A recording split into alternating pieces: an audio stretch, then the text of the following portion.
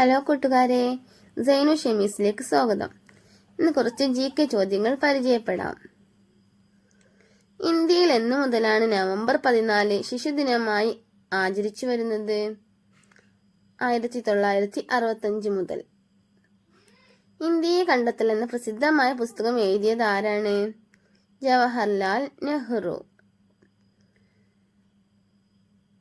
ധ്രുവപ്രദേശങ്ങളിലെ ഗവേഷണ പ്രവർത്തനങ്ങൾക്ക് നേതൃത്വം കൊടുക്കുന്ന national centre for polar and ocean റിസർച്ചിന്റെ ആസ്ഥാനം എവിടെ? ഗോവ. അന്റാർട്ടിക്കയിൽ ആദ്യത്തെ ഇന്ത്യൻ താവളമായ ദക്ഷിണ ഗംഗോത്രി തുടങ്ങിയ വർഷം ഏതാണ്? 1983. അന്റാർട്ടിക്കയിൽ ഇന്ത്യ പുതുതായി സ്ഥാപിക്കുന്ന ഗവേഷണ കേന്ദ്രത്തിന്റെ പേര് എന്താണ്? മൈത്രി 2.